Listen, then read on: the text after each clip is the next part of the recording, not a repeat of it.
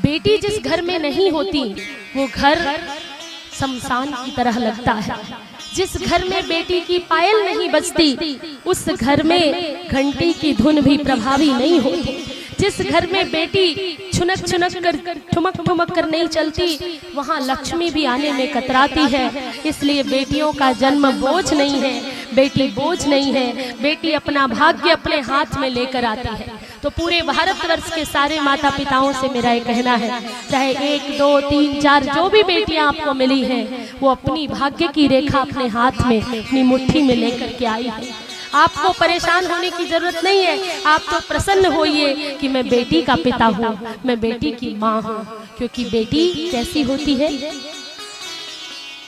धरा बेटियां व्योम है बेटियां, ये धरती भी और आसमान भी है धरा बेटियां व्योम है बेटियां, जीवनी शक्ति का सोम है बेटियां, अर्चना वंदना का मनुज रूप है, अर्चना वंदना का मनुज रूप है, स्वस्ति वाचन है ये ओम है बेटियां, स्वस्ति वाचन है ये ओम है बेटियां, रोली कुमकुम सी होती है ये बेटियां।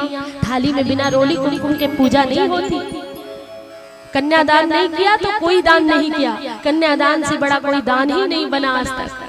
तो कहा रोली कुमकुम सी होती है ये बेटियां, खुद में गुमसुम सी होती है ये बेटियां, साथ रहे के हमारे हमारे ही में हम में भी तुम सी होती है ये बेटियां। बेटा एक कुल को सजाएगा संवारेगा, पर बेटियां हजारों कुलों की 2-2 कुलों की लाज बनती है, हजारों कुलों को रोशन कर देती है। जिस परिवार में जाती है उसकी पूरी पीढ़ियां धन्य करती हैं। 7 पीढ़ी मायके की और 7 पीढ़ी ससुराल की, 7 दूनी 14 पीढ़ियां। इस प्रकार एक बेटी से पवित्र होता है। तो कहा कि है अगर हीरा बेटा, कहते हैं राजा बेटा हीरा, सबको लगता है लाला आएगा लाला आएगा बेटा आएगा, सब चाहते हैं बेटा हो घर में, पर बोए जाते हैं बेटे उग आती है बेटियां। कई बार बोए जाते हैं बेटे कि बेटा ही आएगा और उग आती है बेटियां, पढ़ाए जाते हैं बेटे पर पढ़ जाती हैं बेटियां। बेटों को कोचिंग भी कराएंगे, ट्यूशन भी लगाएंगे, एक्स्ट्रा क्लासेस भी देंगे और कोई काम भी नहीं बताएंगे, बेटा पढ़ रहा है उसे पढ़ने दो, बेटा जाओ जाओ जाओ जल्दी अपने भाई को 1 गिलास दूध देकर आओ। बेटी पूछती माँ मैं भी ले लूं, क्यों तेरे लिए जरूरी है क्या, भैया को दे आओ। माँ मुझे भी ट्यूशन जाना है, तू यहीं बैठ के पढ़ ले, भैया को पढ़ने दो, है ना। कई सारे घरों में ऐसा होता था। अभी तो बहुत परिवर्तन हुआ है और बराबर का दर्जा बेटियों को मिलने लगा है, जबकि बेटियां कहीं आगे हैं, बहुत आगे। बोए जाते हैं बेटे उगाती है बेटियां, पढ़ाए जाते हैं बेटे पढ़ जाती है बेटियां, एवरेस्ट की चोटी पर धकेले जाते हैं बेटे और चढ़ जाती है बेटियां। आपकी कोई बहन, आपकी कोई बेटी आपका नाम रोशन करने के लिए तैयार खड़ी है। कल्पना बनकर अंतरिक्ष में जाकर अपना तिरंगा फहराने के लिए फहराने वाली बेटी, मेट्रो ट्रेन चलाने वाली बेटी।